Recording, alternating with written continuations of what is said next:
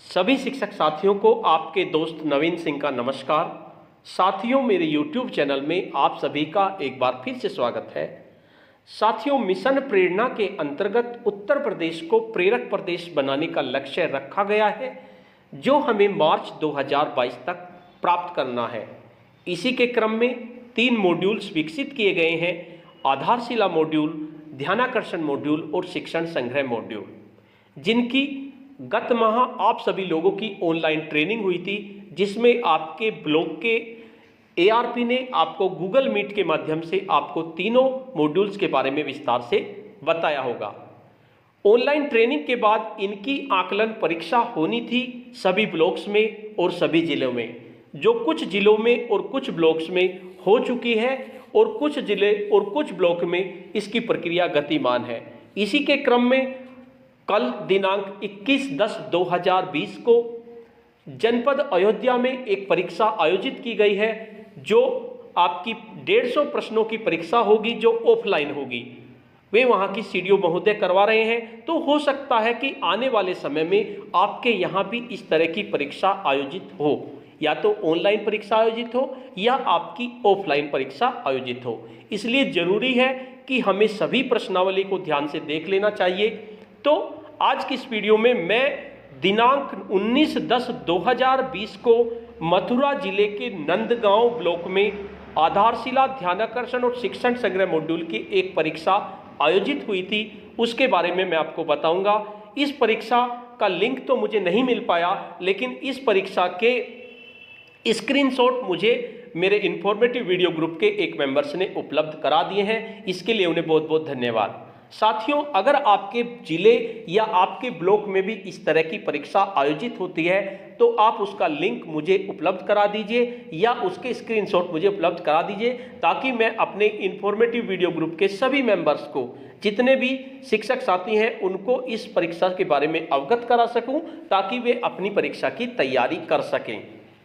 साथियों, हमें परीक्षा की तैयारी करनी होगी, पता नहीं कब किस जिले का नंबर आ जाए, इसलिए इसके लिए मैंने बहुत सारी ऑनलाइन परीक्षा की वीडियो बनाई हुई है। उसके लिए अलग से मैंने एक प्लेलिस्ट बनाई हुई है प्रश्नोत्तरी के नाम से। इसके साथ साथ मैंने मॉड्यूल्स की भी प्रश्नोत्तरी की एक प्लेलिस्ट बनाई है। आप मेरे चैनल पे जाकर आप प्रश्नोत्तरी की प्लेलिस्ट को देख सकते हैं और इसी तरह से आप मॉड्यूल्स की प्लेलिस्ट को देख सकते हैं। एक बार जरूर देख लीजिए, क्योंकि पता नहीं कब किस जिले में किस ब्लॉक में परीक्षा आयोजित हो जाए।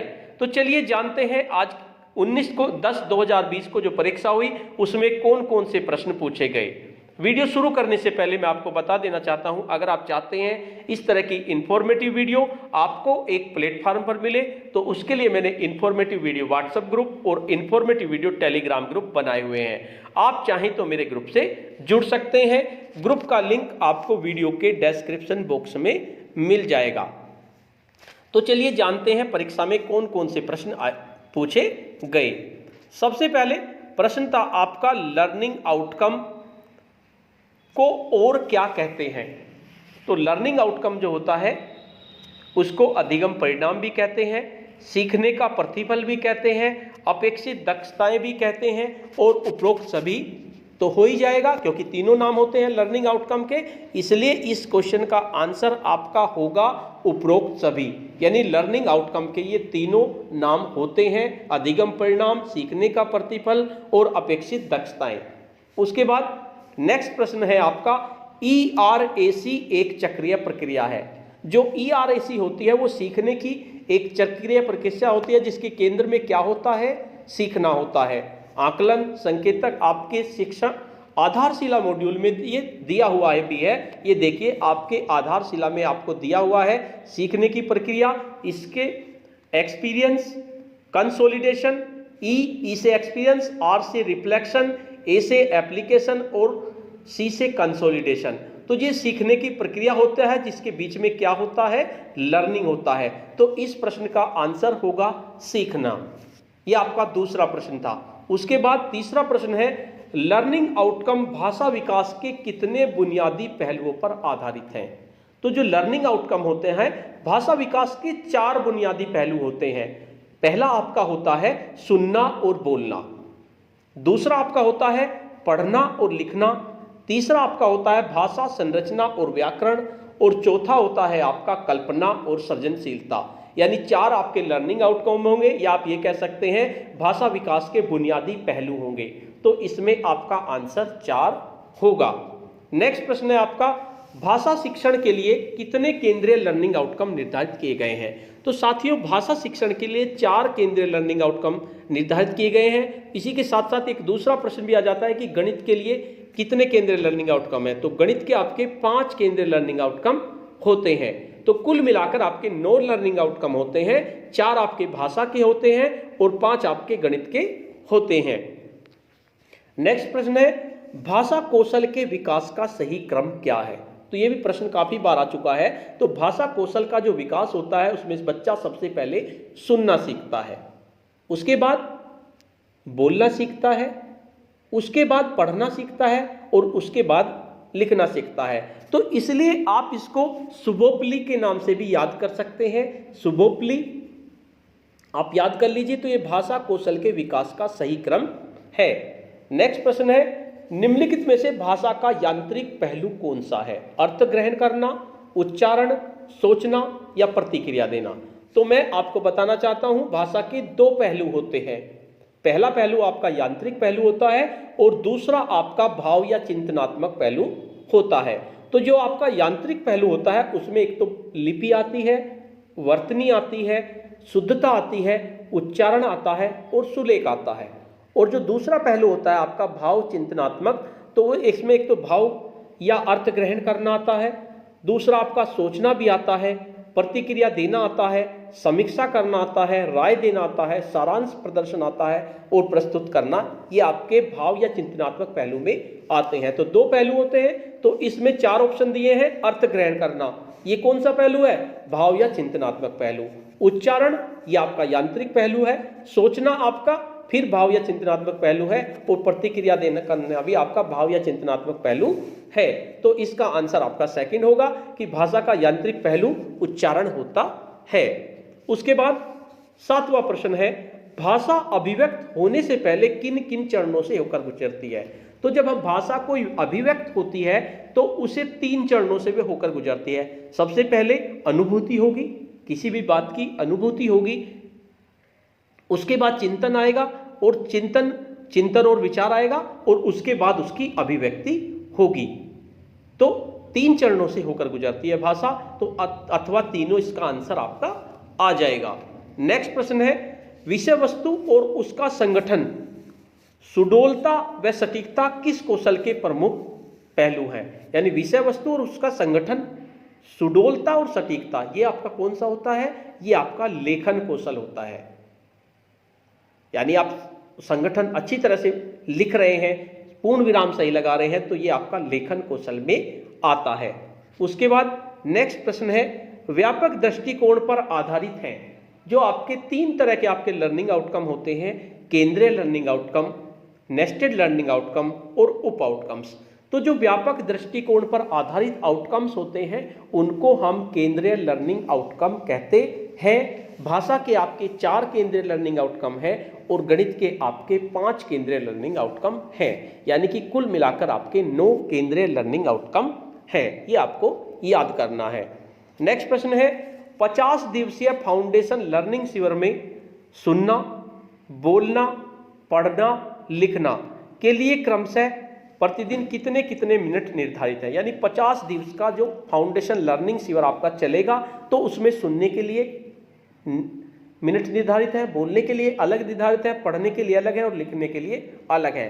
तो जो 50 दिवसीय आपका फाउंडेशन लर्निंग शिविर है उसमें 10 मिनट तो आपकी सुनने के लिए है, इसको आपको याद करना है। 10 मिनट सुनने के लिए है, 35 मिनट बोलने के लिए है और 25 मिनट पढ़ने के लिए है और 20 मिनट आपकी लिखने के लिए है। ये आपका जो आधारशिला मॉड्यूल है उसमें दिया हुआ भी है फाउंडेशन लर्निंग शिविर, इसमें आपको दी हुई है, देख लीजिए। इसमें आपका कक्षा 1 और 2 की सम्मिलित कक्षा आप चलाएंगे। इसमें दे रखा प्रथम वादन जो होगा आपका 90 मिनट का होगा, यह भी आपको याद करना है। प्रथम वादन आपका 90 मिनट का होगा। इसमें सुनने के लिए आपकी 10 मिनट होंगी जिसमें सुनने संबंधित क्रियाकलाप और आप गतिविधि कराएंगे। बोलने के लिए आपकी 35 मिनट होंगी, जिसमें बोलने से संबंधित क्रियाकलाप और गतिविधि कराएंगे, और पढ़ने के लिए आपकी 25 मिनट होंगी, पाठ से संबंधित क्रियाकलाप और गतिविधि कराएंगे, और लिखने के लिए आपकी 20 मिनट होंगी। तो ये इस तरह से होगा। उसके बाद मध्यावकाश 30 मिनट का होगा। उसके बाद द्वितीय भी आप देख लीजिए यहीं पर ही, द्वितीय जो वादन होगा ये भी 90 मिनट का होगा। उसमें ELPS गणित सीखने का सिद्धांत क्या होता है, ELPS। तो इसमें ई ठोस वस्तु पर कार्य और गतिविधि आप 30 मिनट देंगे। एल का मतलब ठोस वस्तु पर कार्य करते हुए वार्तालाप, इसमें भी आप 10 मिनट देंगे।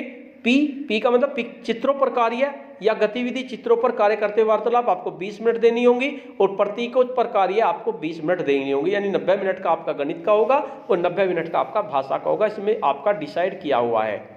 नेक्स्ट आता है ध्यानाकर्षण मॉड्यूल के तकनीकी सहयोग में कौन एक शामिल है। जो ध्यानाकर्षण मॉड्यूल है उसके तकनीकी सहयोग में श्री नरेंद्र वर्मा जी शामिल हैं, तो इनका आप याद कर लीजिए।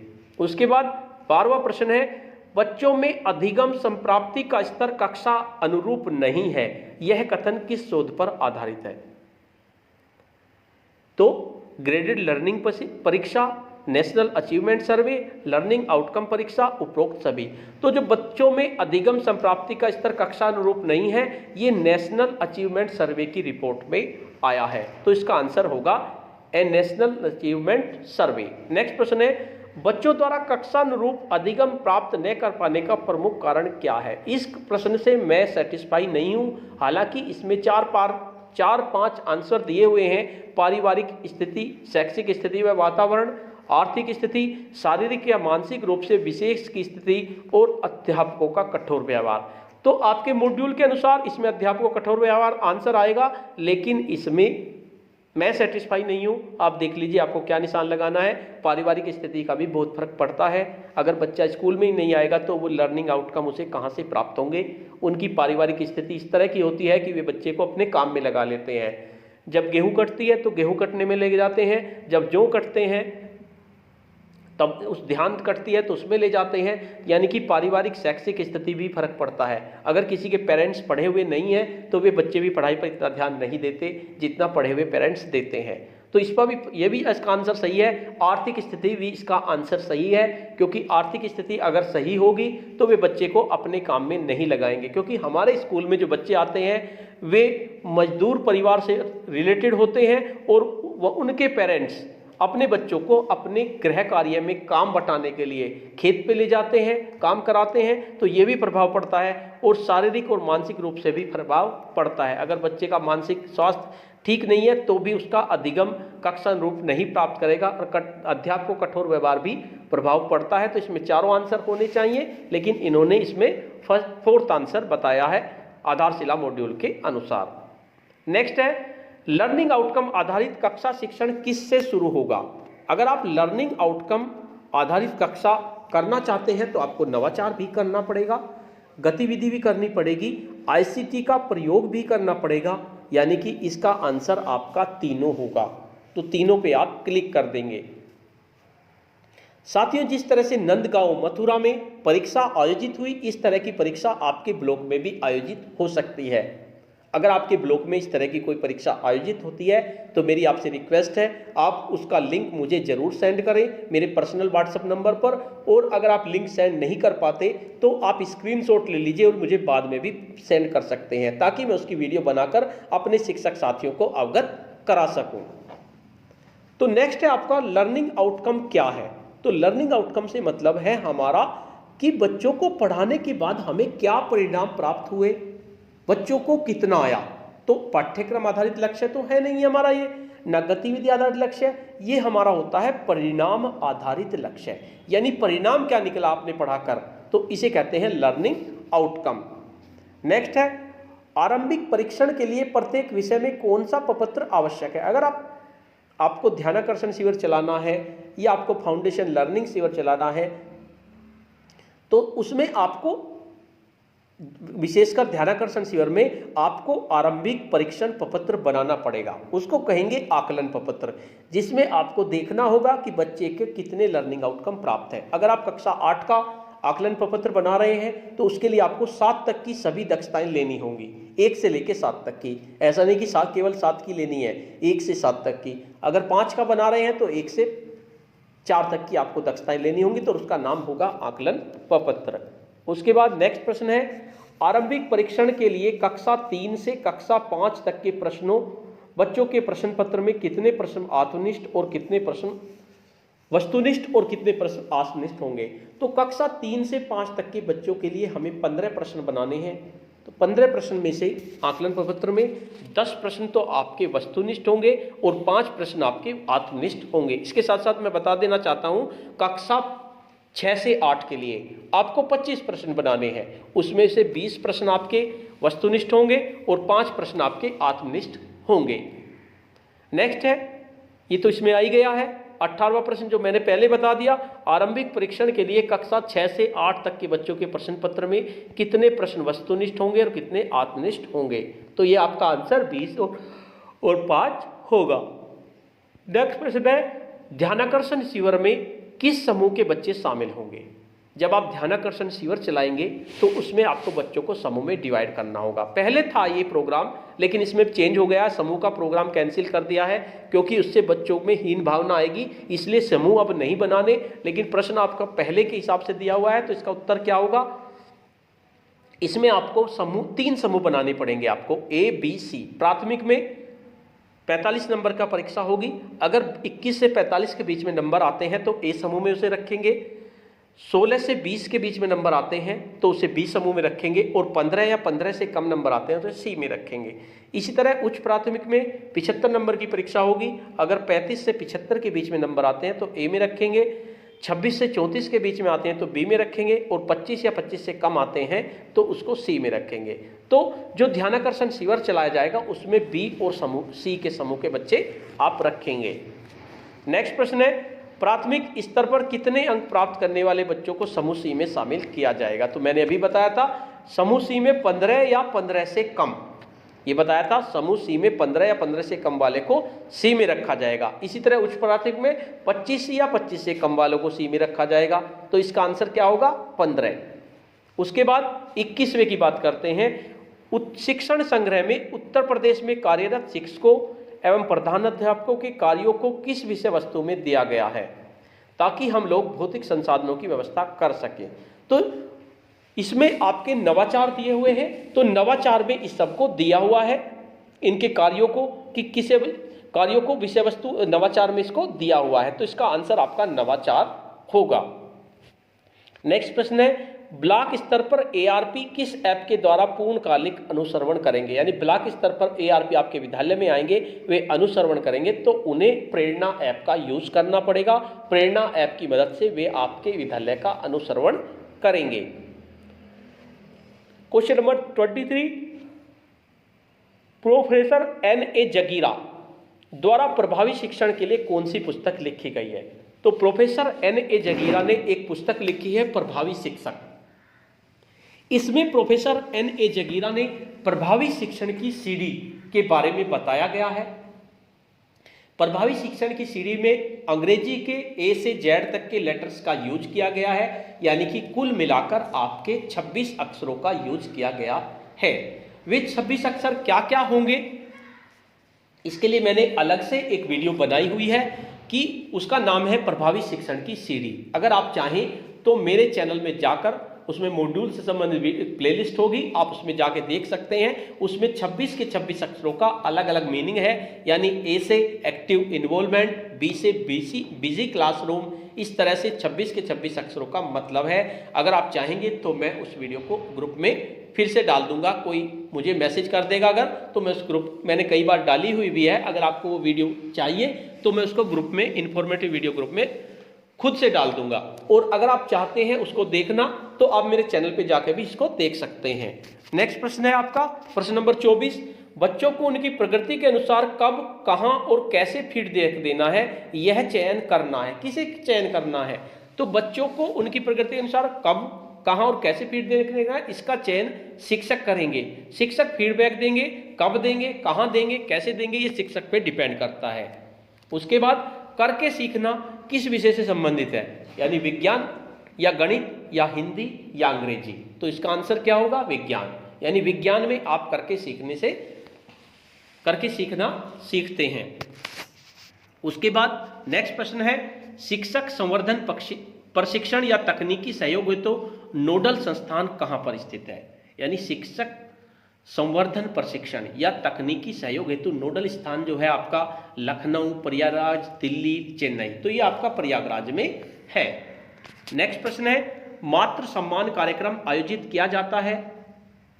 जो मातृ सम्मान कार्यक्रम होता है वो आयोजित करा जाता है सर्वाधिक उपस्थिति के लिए। यानी विद्यालय में अगर सर्वाधिक उपस्थिति है तो उसके लिए मातृ सम्मान कार्यक्रम आयोजित किया जाता है। नेक्स्ट प्रश्न है, माई सेल्फ प्रस्तुतिकरण में कितने बच्चे उपस्थिति देंगे? तो माई सेल्फ प्रस्तुतिकरण में 5 बच्चे उपस्थिति देंगे। तो इसका आंसर 5 होगा। उसके बाद नेक्स्ट प्रश्न है, परीक्षाओं के आयोजन के समय कक्षावार मौखिक एवं लिखित कार्यों के सापेक्ष कक्षा 4 में कितना % देना है? तो कक्षा 4 में 30% मौखिक में देना है और 70% आपका लिखित में देना है। नेक्स्ट प्रश्न है, शिक्षक द्वारा किए गए शिक्षण कार्यों का संक्षिप्त विवरण अंकित करने के लिए शिक्षक डायरी में कितनी प्रतियां दी गई हैं? तो शिक्षक द्वारा किए गए शिक्षण कार्यों का संक्षिप्त विवरण आपको देना है तो उसके लिए शिक्षक डायरी में 50 प्रतियां दी हुई हैं। इसी के साथ साथ अगर आपको शिक्षण योजना बनानी है तो उसके लिए 100 प्रतियां दी हुई हैं। तो साथियों, ये आपके 30 प्रश्न थे जो आपके नंदगांव ब्लॉक में मथुरा में पूछे गए। इसी तरह के प्रश्न आपसे भी पूछे जा सकते हैं। तो साथियों, अगर आपके ब्लॉक में इस तरह की परीक्षा आयोजित होती है तो उसका लिंक मुझे सेंड कीजिए, मैं आपको वे प्रश्न उपलब्ध करा दूंगा।